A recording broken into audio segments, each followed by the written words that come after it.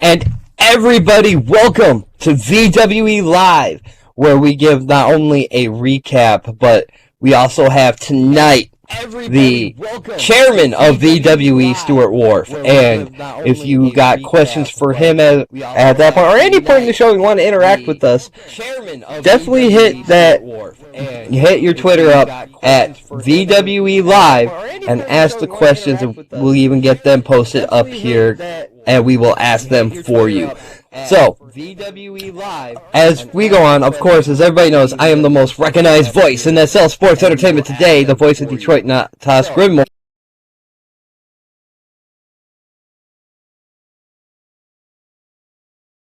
Audio is live.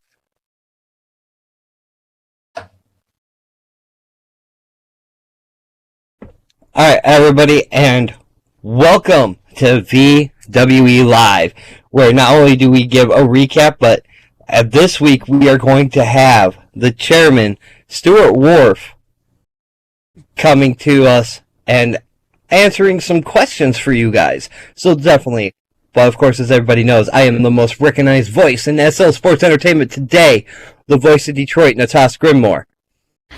And I'm the voice of Sandy herself, Myra Murdoch. And now, Myra, are you okay from Edge? Yeah, I see you're wearing a neck brace. Yeah, I'm fine. This is more like a prerequisite, little stiff in the neck, but, you know, nothing painkillers can't fix. Hopefully that your painkillers aren't affecting you tonight. But nonetheless, as we have prime time this last Wednesday, and I know you were there, Myra, so like always, go ahead and take it away. Tell us what happened on prime time. Well, as it usually starts, we had Alexandra take on Selena Dorana. Now, of course, it was the pre-usual kind of match. You have someone as vicious as Alexandra taking on someone such as Selena, and it was a pretty intense match to begin with. So, it really had its course running through the entire match itself. But, you know, you would think that, maybe there's some sort of inert grudge from Alexandra to Selena because of the whole Viola situation, but no, they were basically just running it out, trying to prove that they were the better one than the other. Well, that's definitely going to be interesting to see how that turns out. So, what else happened? Well, and of course, everyone's favorite little Miss America, Cheryl White, decided to come out and give a couple more words to the VW fans out there in the arena. I kid you not, I was trying to keep myself calm during all of it. Just going on and on about having to, have to realize this whole controversial kind of dilemma we are facing, how we're allowing the younger generation copy our violent ways in the arena. And she was going on about this a couple weeks ago, mind you. And I'm sitting there thinking to myself, this is a wrestling fit. First off, who would let their kids hear? First off, and then second all is like trying to induce all the political nonsense into this industry. So I'm just it's basically what it is. Definitely sounds like she hit a nerve there with you, especially. Couple, especially when including our ever so wonderful president and his very leadership ways and all of that nonsense. I can't get really much into it. Again, I was trying to keep calm at the time. I can't get really much. Well, she's definitely getting attention, sparking up the whole I can't say racism, but definitely it's racism. Okay. Well, the whole racism. But what else happened? Well, to top the entire show off, we had DHA taking on Vince Easterwood, taking on Wolfie Kessel. Now, of course, the Crusader himself reigned victorious through the match itself, but I actually had a chance to interview DHA for a little bit after the match, and he was very grateful to even have a chance to go against someone of the greats such as Vince and Wolfie. Even though Wolfie being a former United States champion, but still being, quite the formidable fighter that he is, as well as Vince. So it was kind of enlightening to see that there. Well, nonetheless, DHA has made his return, and I mean he as he says, quote unquote, he is pound for pound the greatest wrestler around. Now I hear that a lot from a lot of people, but at the same time, DHA is set out to prove that he is still pound for pound one of the greatest wrestlers around. Mm-hmm. Pretty much. So it's definitely, as we go on to Edge, as we were there, well, for the majority of the show, as you can see here, Myra is actually with a neck brace, but I think that's because either A, I've rubbed off on her, or B, she's gotten a little ballsy, but that's another story altogether. I just need to keep my distance from you for a little bit, because your lifestyle is starting to rub off onto me. And I can't handle it. But as the show went on, we had a little talk show segment with Christina Krovac as she went on with the star with the irrelevant, I believe is what she called it. And she brought out the VWE World Women's Champion, Chloe Valentine, who Christina lost the belt to there, I believe, at Frostbite. And she ended up hitting a little below the belt with some of her questions. Did you find that any sort of surprising? I mean, did you not remember how she started this entire feud with Chloe in the first place? Well, no, it's not surprising, let alone you start seeing the jealousy seep through. Yeah, as it seeped through. But nonetheless, Chloe ended up leaving before Christina could finish the little segment there. But then she comes through the back of literally destroying the set and coming through, causing Christina to actually leave the ring. Yeah. That was definitely kind of exciting to see her go into her Kloberg mode and destroy the set. Man, what I would give to see that.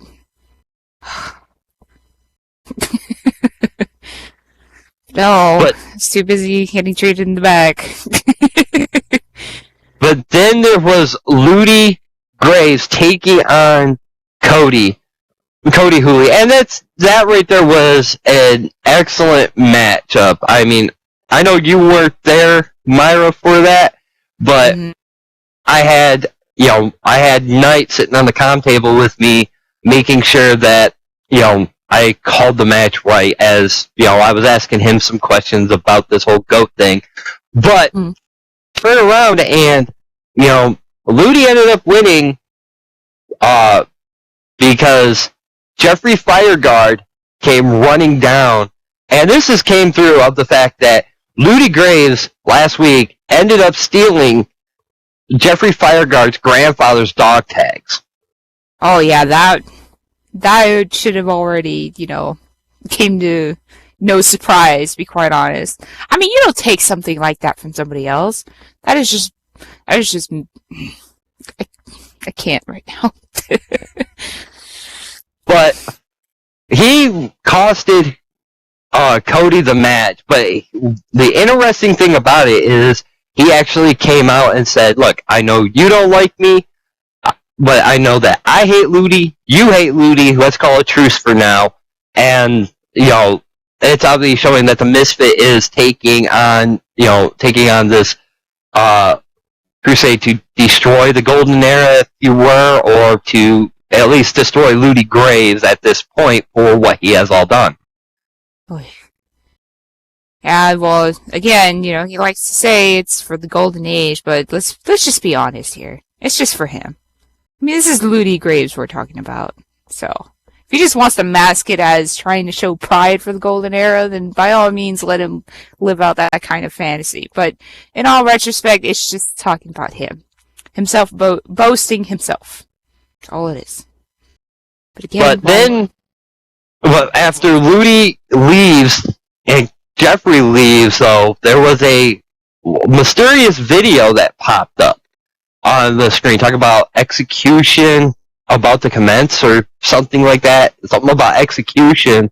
And Cody Hooley literally said that there is not going to be no execution. Don't worry. It was assuring the fans as he sounded worried himself. Yeah, so I don't know exactly, as we've already got a question from Twitter, and Myra, this is for you. How long do you have to wear the neck brace? Well, so far that I know, I'm not cleared to enter the arena yet, so probably for a good while. Awesome. Gonna get used to the chafing. Honestly, I wish that I had that whole thing, but I guess even the doctors in there says that my neck is strong. So... I mean, by all means, I can just make you relive that moment to where you had that neck brace, but alas, I am incapable at this quiet moment. So as we go on to Pult, as, neither one of us were really... I was watching on the screen. Were you watching the show there, Myra? Yes, I was, actually. So, here's the thing that we've got going on is earlier in the week, the Crisis ended up, I don't know how he did it, got a camera or whatnot, and told Maven Gothley all over social media that he is going to come for him, going to set him free, and then when he comes in next week, he was not going to be alone. Oh, definitely not. So, he proved that point, whereas Maven ended up tonight calling him out, wanting to end this, and the Crisis was the first to appear on the stage, and then brought out what he calls his infected. Oh, yeah. I forgot about those. They just come and go as they please.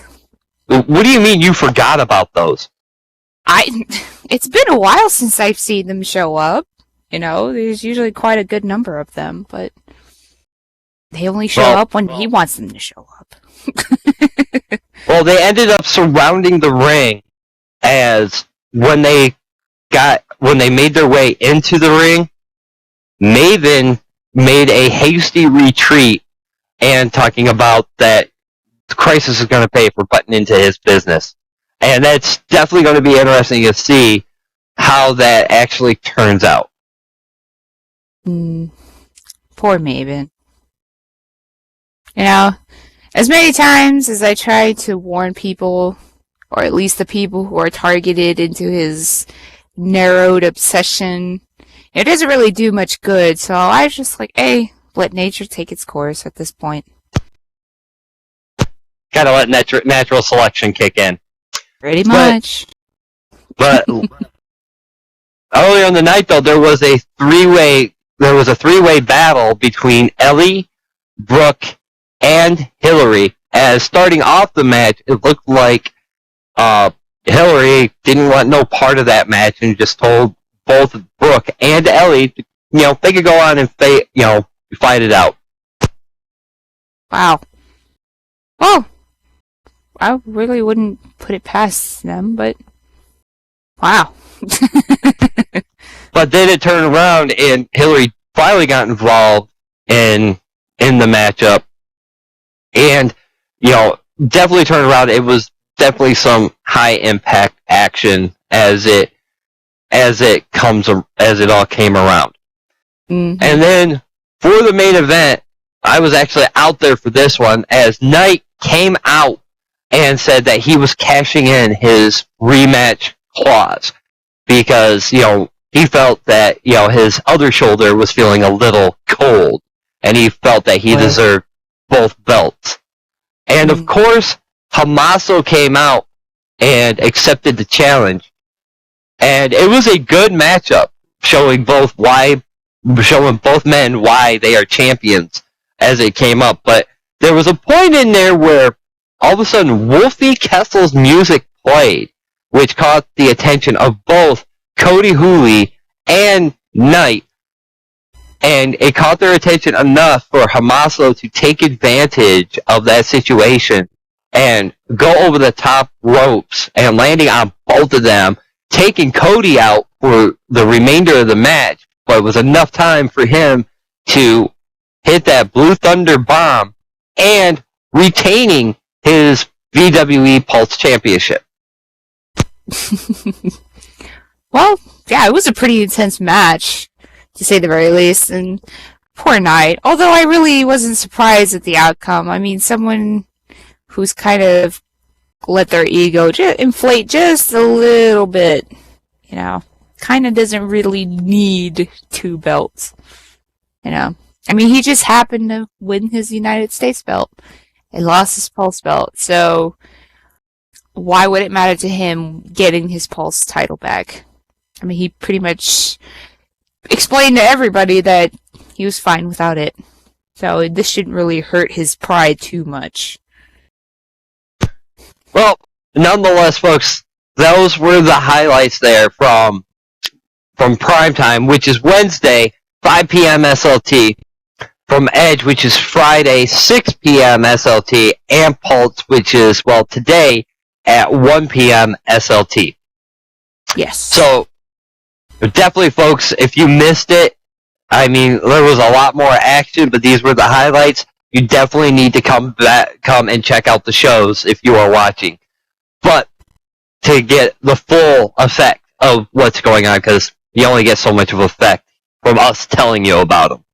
So, nonetheless, though, we're going to get on with our little interview with the VWE chairman, Stuart Wharf. But as a reminder, folks, you got questions for him or for us, or you want to interact with us and join the conversation, go to Twitter and tweet to @VWE Live your questions and or comments, and we will say them up on here on the show.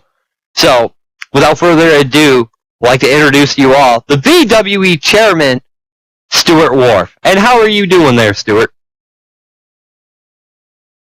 First off, thank you, Natas. It's good to finally be on VWE Live, and I have to say I am doing great. Well, that is awesome to hear. Now, what are the plans going forward with VWE? I mean, I know there's a lot of things planned. We have Shockwave coming up, and then after that, it's going to be King of the Arena. What kind of plans do you got to leading VWE into the future? Now, obviously, I'm always busy with things with VWE. Obviously, yes, Shockwave, April 7th at the Empire City Coliseum. Then we've got the King of the Arena event that's going to be taking place later in May. Obviously, like last year, we're doing both a King of the Arena series and a Queen of the Arena series tournament. So all the planning on that alone is just intense. We're working to make sure that the best talent in Second Life Wrestling is involved with that. But let's not also forget that June 3rd and 4th, it's the Tag Team Classic. And then, organizing that with 3 promotions in Second Life is insane. And then, hey, it's VWE. We don't stop. After that, it's full on to Beach Brawl and all that stuff. So that's just the events. In terms of things we've got coming up, we've got new merchandise coming out. We've just had 16 shirts come out this week. Plenty more coming that way, and some other great stuff on its way. Now, as you said, the Tag Team Classic. Now, what ended up, sparking your idea of the Tag Team Classic, let alone branching it out to the brother and sister feds, DIE and WPWF? So, me personally, I am a huge fan of tag team wrestling. However, let's be honest, in our industry, in the past few years, tag team wrestling's not really been a thing. And there was a desire by some people, some of my roster members, as well as just management itself, to kind of bring tag team wrestling back to Second Life. And so, we thought, okay, let's do some sort of tournament. And then we thought, you know what, let's make this as big as we can possibly make it. Let's not only have, VWE, the premier wrestling promotion in this world, and let's bring in our partner feds as well with DIE and WPWF. As we've got a question coming in from Twitter. Yeah, they have been very quick about asking questions there on Twitter, but let's start with some hard-hitting questions. What are you going to do about these DIE invaders, Stu? I've had enough of them, and that was from Brooke Owens, obviously. Well, Brooke, personally, I've not had enough of them. And see, this is the thing about me, in my business ethic.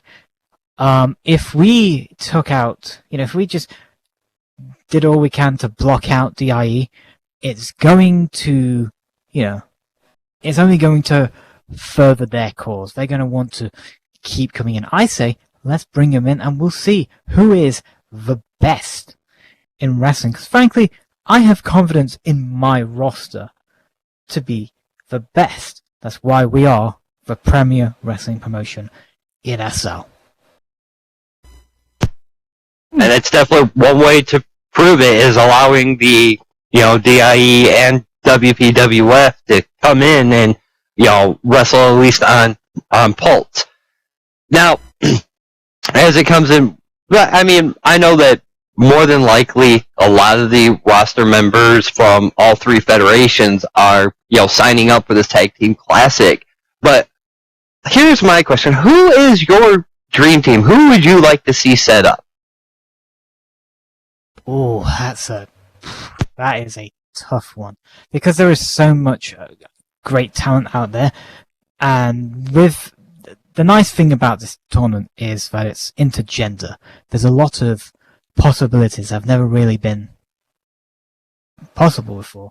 We could see teams that might be unlikely pairings, depending on how we do this. We could do a complete random format. You could see people like Ludi Graves and Chloe Valentine teaming up. But in terms of actual dream teams, I'd say presently Cody, Hooley, and Christina. Yes, I'm going with a VWE team. But Cody, Hooley, Christina, Krovac of modern day would be absolutely phenomenal.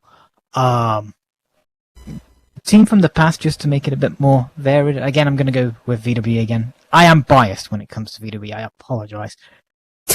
But I'd say a team like, Brackman, Wilder, and say Akasha Folks. Akasha's been around. Don't know where she is. I remember she could come back. Brackman, Akasha, that'd be phenomenal. Well, already shooting off with the questions, well, we got another one coming in. When is Cody Hooley going to get back in the world title picture? It's clearly a need for some goatness. Well, Cody, like everyone else on the roster, and you should know this anyway, to get to that point, you have to earn it. So, you've done it before, surely you can do it again. You know what you need to do to get to the top. So, what I'd say is, win some matches, get yourself up those rankings, and maybe when the time's right, you'll have another shot.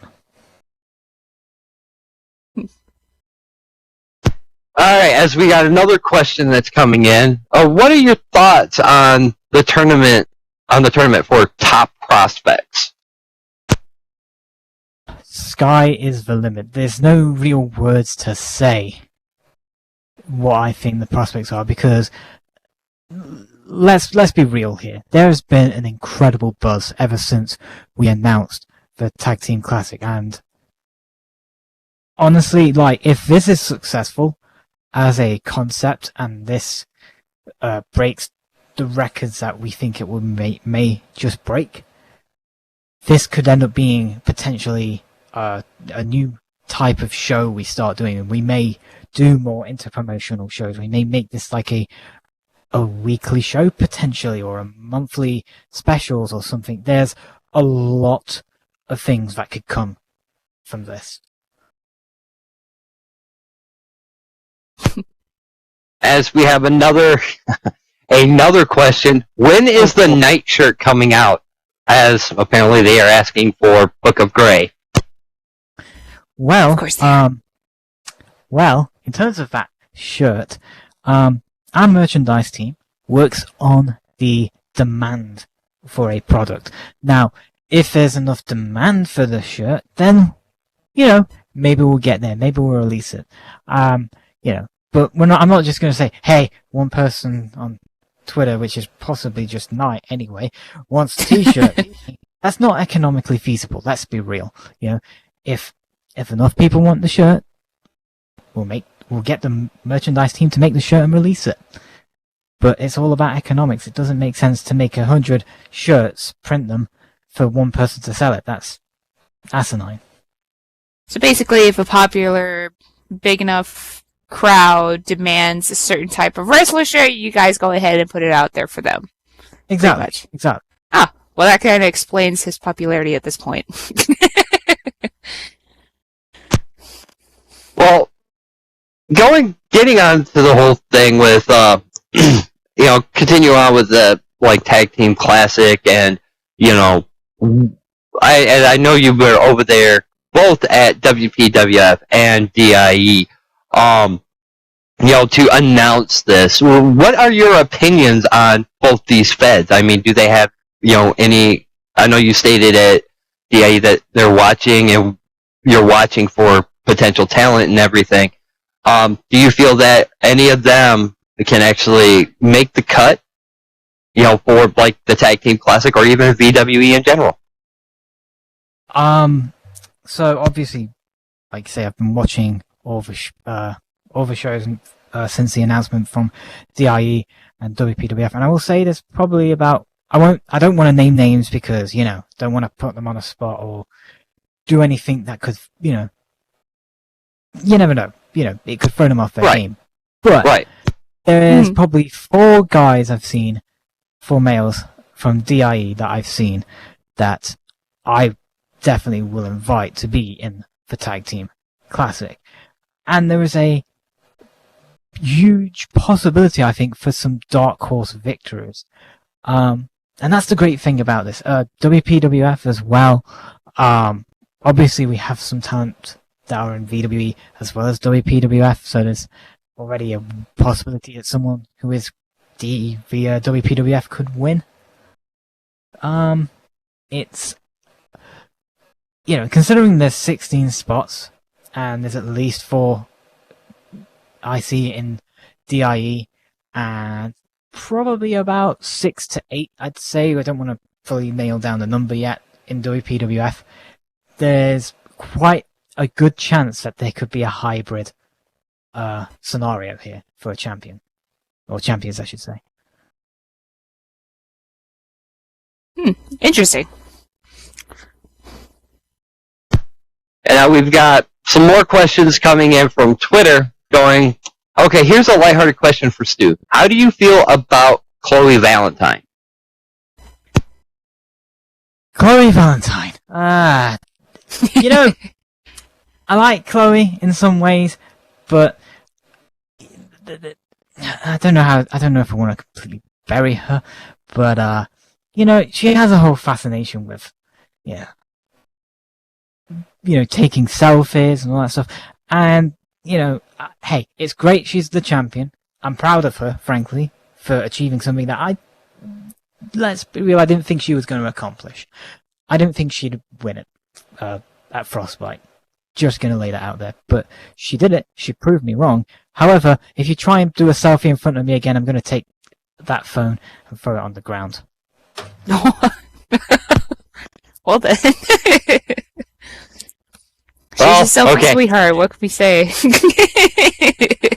Now here's a comment from Twitter. Is this? I think that Cody Hooley has earned his title shot by being in the ring with Ludi Graves. Oh, for goodness sake. He's already had his title shot like 3 different times. I'll say this much. Yes, he's wrestled Ludi Graves. I'm not going to take anything away from Ludi Graves. He's a legend. He's a 4-time VWE World Champion. Not a 5-time like he keeps claiming, by the way. He's 4-time. So, yes, that certainly helps him. But Ludi was a world champion last in 2010? Mm-hmm. So, yes, it's an impressive victory, but it's one win on a string of many wins that he needs to make. Sure, he has a point.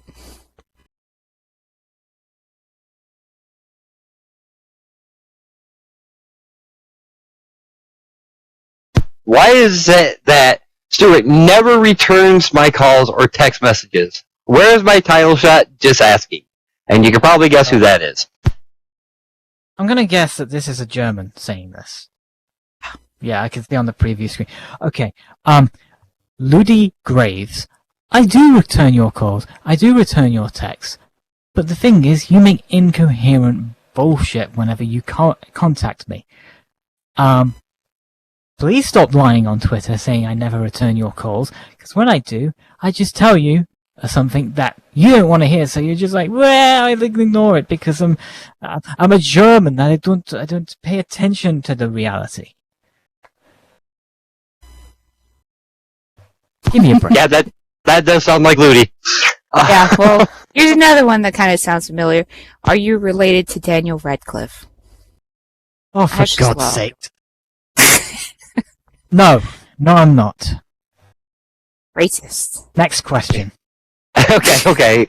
So here comes the next question is, did you ever expect to see VWE make it to the point, potentially 2 years away from Wrestle Series 10? Honestly, yes. Because here's the thing. Here's a little fact. I didn't actually join VW at the very beginning. Because I used to own a TV station called Res TV. And the management at that time contacted me saying, hey, do you want to promote, film our event? So I saw Wrestle Series, the first Wrestle Series, and it's from that moment I thought this is something that's going to last a long time. Now, there's been management in the past, various chairmans, there's always a power struggle, they say in VWE. Hasn't been for a while now, but there's always a power struggle, and honestly, under the stewardship of, say, it's funny, Ludi Graves' name got brought up, but he was a chairman in the past. If it was under his leadership, or maybe Ben Karax's, because if anyone wants to remember those days, you don't want to, but the fact is, if he was a chairman, I don't know if VW would actually be alive today, but under my leadership, yeah. I think we'll get to Wrestle Series 10, and I think we'll go beyond Wrestle Series 10. Well, another question from Twitter goes, another one for Stu. How do you feel about Hillary Landfear? Oh boy. Stop headbutting the goddamn tables is all I can really say. No, she's a good talent. She's but I do really fear for her safety, her sanity. Also, we've tried putting rubber on those tables. It's not working. Get over it. And also, if you send me another one of those petitions to my office, I'm going to burn them along with your contracts. So stop sending me petitions with one person signing them. Well, damn. And then the next question, the next question that coming in from Twitter is what's Stuart got against GOAT? Just accept Cody Hooley and I are taking over. Oh, God. Oh, brother. Really? Okay. Okay, here's the thing. GOAT, greatest of all time, whatever. You are... Okay, Cody, I'd say he's close to being considered one of the greats. He's not one of the greats right now, in my opinion. I'm sorry to give you a bit of harsh reality, but you are not in the same league as a Brackman Wilder or a Sam the Man or any of our great legends from the past. And Knight, you've only just made it to prime time and edge. And yes, I'm not going to take anything away from you. You are the United States champion. But it takes years of craft to be considered one of the greats in VWE. Well, definitely that is some harsh reality. But I think that's something that, Knight needs to hear due to the fact of he's calling himself one of the greatest of all time. So, that may be what, Knight really needs to hear. So, going off of, everything, I mean, who do you consider to be in line? I mean, of VWE, in line to be one of the greats. I mean, it's definitely going to be, an aspect that everybody wants to know and let alone what they're striving for, but who do you see becoming one of the greats? Okay. So, obviously we've got some of the greats already in VW. Derek Cook, one of the greats. I'd say, and I'd just like to say, Cody has the potential, but the way he's going, he may just ruin his career. But someone like Jeffrey Firegod, with a bit more work, a bit more craft, getting another world championship run down the line, he could be considered in the same league as Brackman Wilder, as Seth Cameron, as, I hate to say this, but as Ludi Graves as well, one of the best from the past, but he needs to live up to his name.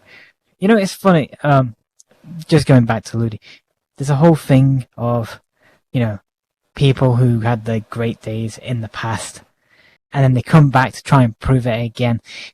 Ludi, just one warning to you, don't piss your career away, because you're on that path. Well, damn. We got more questions. Yep, go right ahead. Who do you think would be a good match for Hamaso for the Tag Team Classic? It's actually a very good question. Hamaso loves to have fun. That's one thing I like about him. I've never seen him have a bad day.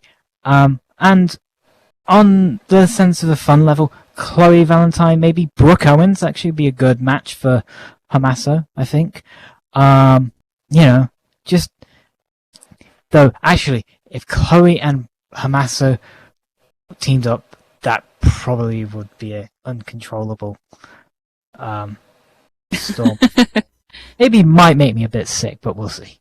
It would be non-stop doggy and desserts. Non-stop. Oh, I don't know if I've got the budget for that, to be honest. Oh boy. Oh, as another question comes through, how do you feel about EAG, the Ambrosia Dance Club? What? Question. Get that. We aren't going to answer that. As now comes up as you can probably take a guess where this is from. Its comment is VWE flourish under my rule? Live TV deals, sponsorships, media covers. Don't ever shit on my hard work again.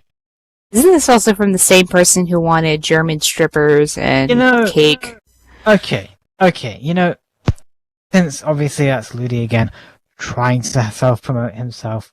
Live TV deal that was only possible by me. So don't you dare try and take credit for that, because it wasn't because I was dealing with you that deal came through. Okay?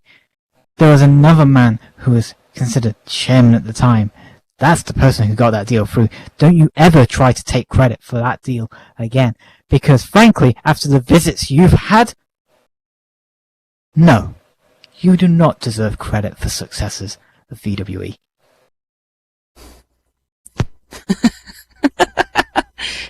That's right. As another question comes in, I know you're looking forward to odd pairings in the Tag Team Classic, but is there any individual you'd like to see in it?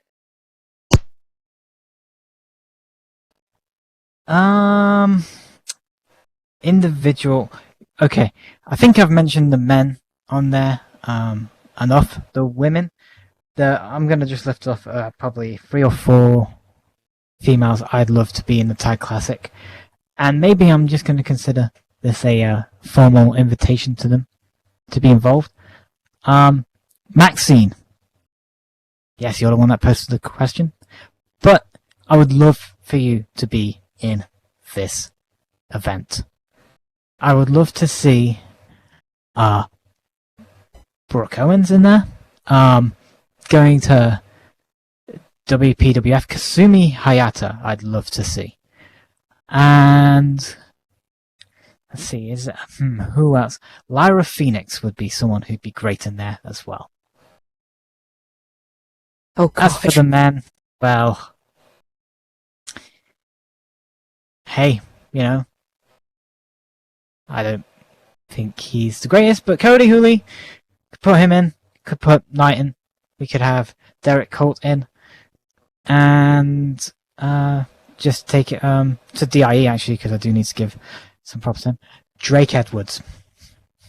Maybe Rob Crisis, even though, actually, the only issue with Rob Crisis is we got to make sure that he doesn't try and do his, doesn't go around trying to beat up half the other competitors, because this is something that's special. I don't want this to be destroyed. What? He's a big softie. I was going to say, that's your... I don't believe you. That is your department there, Myra. Only if they're white coats, unless he's determined them to be his next free ones. That's pretty much it. He doesn't have a very big violent nature unless, again, he's targeted someone already. But if it's just like random mayhem, then he doesn't seem the type, to be quite honest. And I know that is stretching it a little bit, but yeah. Okay, now this next question coming in from Twitter is I know you covered the males about being potentially some of the greatest, but this one's asking who in the Bombshells has the potential to be one of the greatest. Okay, I'll give you 3 of our current Bombshells. Actually, no, I'll give you 4.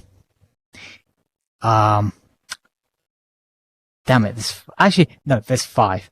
There's 5. This is how much right now our current Bombshell division is on fire. Ray Kurahara. Oh, definitely. Maxine. Yeah. Viola Beaumont. Owens. Chloe Valentine. 5. And I've seen Myra cringe when you mentioned Viola's name. Yeah, I agree with 4 of the 5. I may not agree with her tactic, but she has had a hell of a first year, and if she continues having years like last year, she could be one of the greatest. She has that potential. So the next question in from Twitter is, who would win in a match? Stuart, you, or Stan from WPWF? First off, I'd like to thank you for clarifying who I am. As for Stan, I don't know why people keep asking about Stan from WPWF. I kind of feel bad for him being one of the only males involved in an all-female promotion. However, I'm sorry, I'd kick his ass. Blindfolded. Oh, I mean, I have seen you in the ring. I haven't seen Stan in the ring, so I'm a former VWE Grid champion.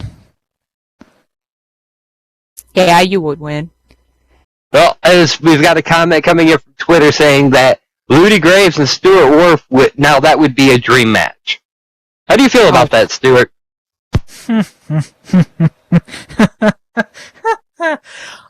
You know, hey, if me and Ludi were ever in the ring now, yes, okay, he's a world champion, and all that comes with that. But who has the cards to control the type of match that would be involved? Yeah, may not agree with the idea or the sentiment that I'd do some nefarious tactics, but considering all that could happen to Ludi, I think you never know. He'd probably beat me if I didn't tip the odds in my favor, but you know, let's just remember that when I debuted, Ludi's arm got broken by some of my friends, and hey, I think a lot of people would love to break Ludi's arm, so you know. Oh, yeah. Hundreds of dollars here and there. I think people will be up for Ludi losing. Consider it a next expenditure you can delve into for your merchandise options. Well, hey, it'll be enough to recoup the losses we've made on Ludi's shirt, so yeah. That's also true. Well, this next question coming in from a fan there on Twitter going, Stu, has anybody accidentally called you Stuart Wart? Oh. Well, that's a dumb question, first off. Whoever asked that, I'm sorry, that's dumb. But also, if they did, trust me, they wouldn't be worth my time. If it was hired by me, they wouldn't be for much longer. And if it's just some irrelevant idiot who just can't spell, well, frankly, I don't have time for you. Next. Sure. Yeah, exactly. This next question from Twitter is, who would be a great partner for Hillary in the Tag Team Classic? Oh boy. It'd have to be someone equally as crazy as Hillary, and I can't believe I'm saying this, but Rob Crisis. Wow. However, I don't think I have the insurance to cover that team. No, you don't. I'm still trying to keep up with the damage he does at home. Well then, next question comes in from Twitter going, who would be an awesome partner for me at the Tag Team Classic? And that's coming in from Ludi Graves. First off, we need to find someone who's willing to team with you, because I've never seen so many people say, I want to be in the tournament, but do not pump me with Ludi Graves. So, I don't know, I think the only person I can think of as someone that's equally as hated as Ludi may be Cheryl White. I don't know. But I don't know if they'd get along. Wow. Got no words for me on that one. Me either. But apparently there's a comment coming in from Twitter going, yeah, Stuart, hey, this is your merch team. I tried to get a hold of you, but you didn't answer. I'm calling in sick for the day, thanks. Hey, this is your boss speaking. You ain't getting any paychecks if you're doing that. Next. Okay. His next question coming in, who do you think may be the first Pulse Women's Champion? Allison, Misaki, or Ellie? Well, that's just a loaded question. Yeah. I mean, believe me, the one phrase I said, or it made it seem like I was targeting Allison, she kind of tried mocking me in the audience for it, so. See, on one hand, Allison has experience. Masaki has more experience, though. Masaki is internationally renowned, has finally made her way to the VWE. And then you've got Ellie, who I, in some ways, consider Ellie to be a bit of an underdog in this whole thing. But to say who exactly, See, the problem is, I want to say Masaki, but Masaki's with Austin. And Austin, I don't want to give him props. And you know what? Actually, you know what? I think underdog stories in some ways, and someone who... Yeah, you know what? I'm going to say... I'm rooting for Ellie in that one, but may the best woman win. Alright. Well, this next question coming in from Twitter going, who would you like to see return to the Tag Team Classic from the VWE Hall of Fame? Oh. God damn. That's...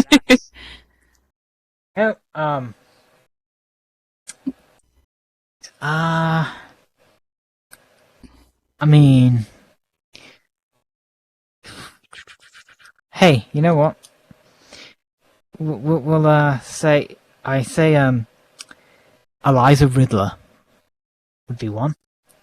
A 2010 Hall of Famer. Maybe a Kasha Folks. Or maybe, you know, Blackman Wilder, like I said.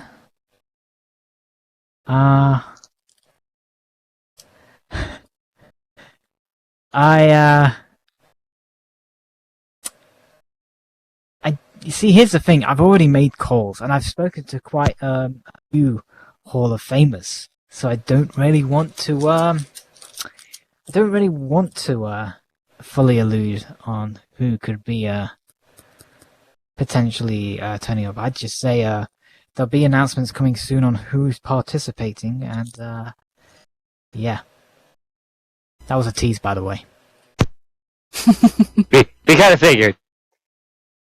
As now the next question that coming in from Twitter goes, who would you like to see win Coda this year?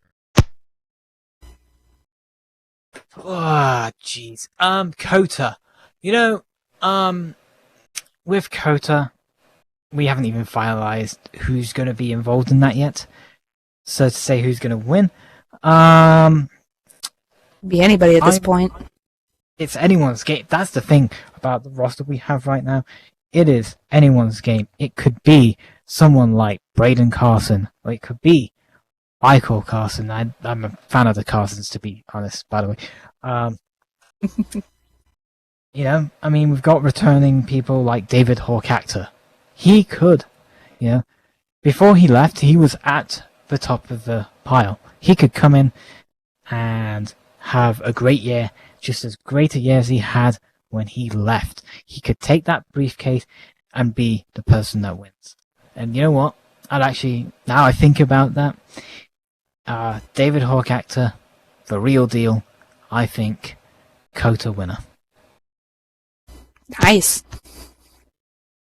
Definitely be one heck of a way to a first year return. But next question coming in from Twitter is the world's greatest and Christina not mentioned in the same sentence. Tell me, Stuart Wharf, what do you think of Christina? Oh boy. Yeesh. Here's the thing, okay? When you talk about the greatest, it's impossible to list everyone. However, Christina Kovac, I won't take anything away from you. You are... I don't want to say you're a star, because that's giving you too much credit with your name, your self-entitled name that you've said, but you are one of the best performers in Second Life Wrestling history. You've had countless numbers of iconic matches, but the absolute best is always going to be something that's impossible to define.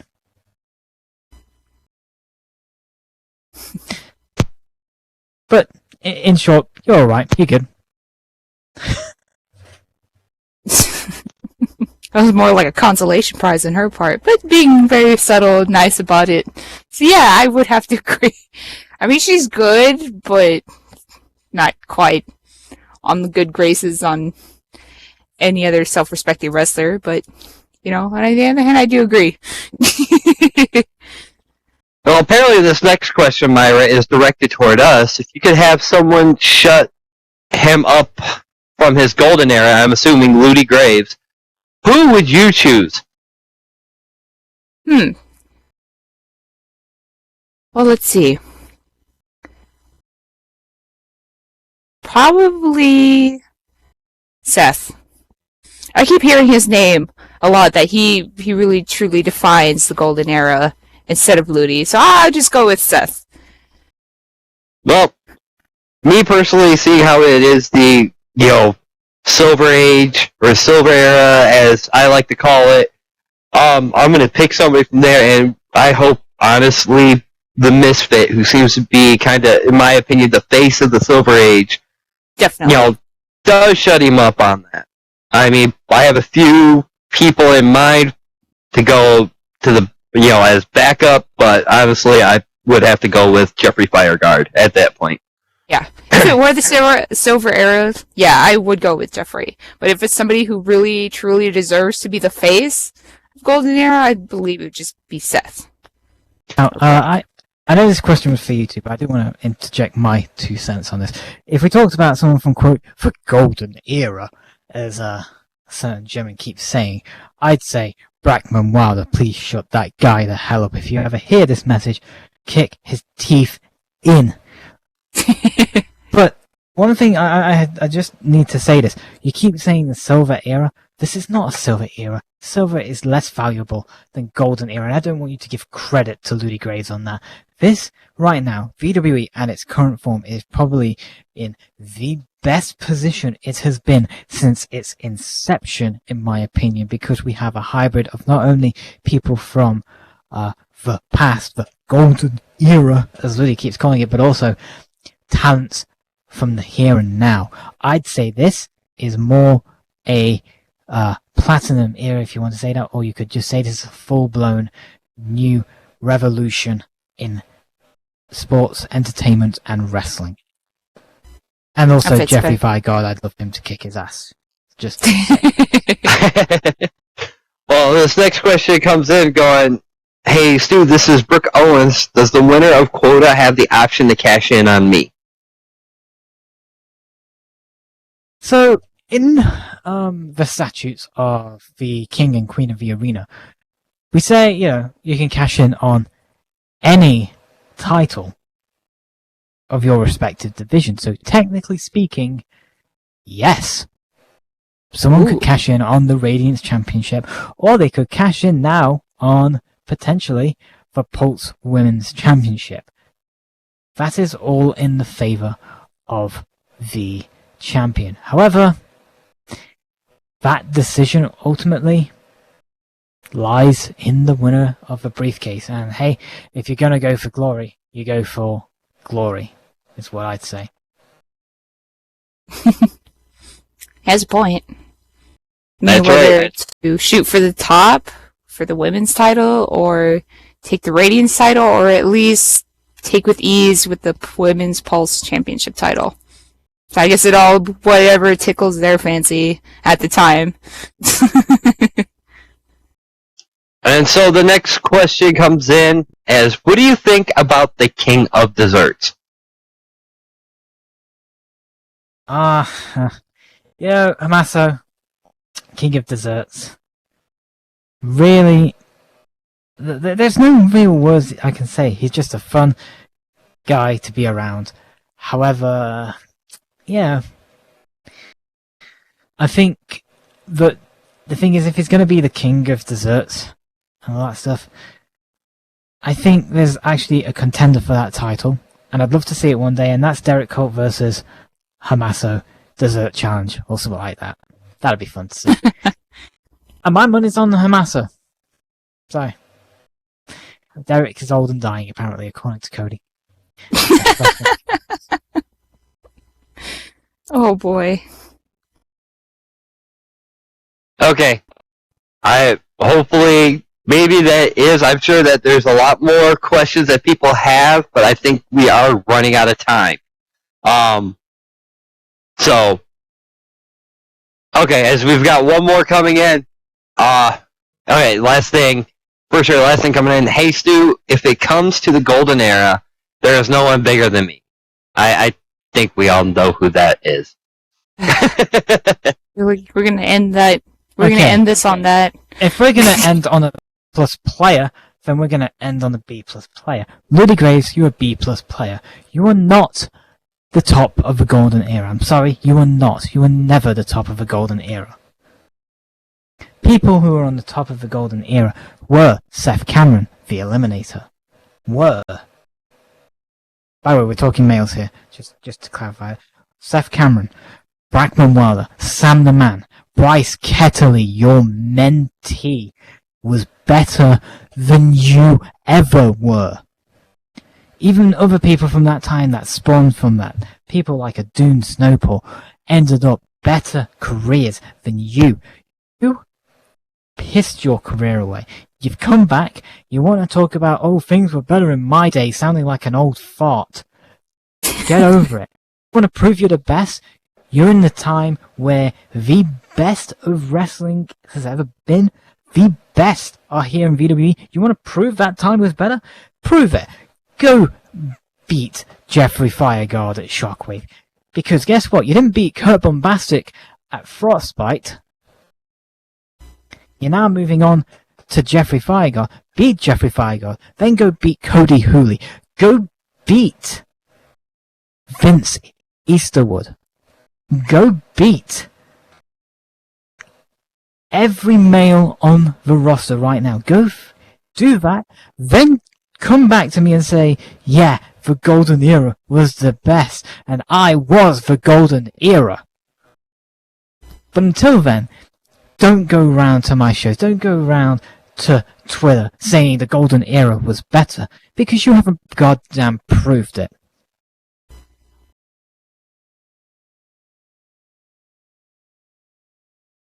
Well, folks, we are definitely going to be wrapping up at this point.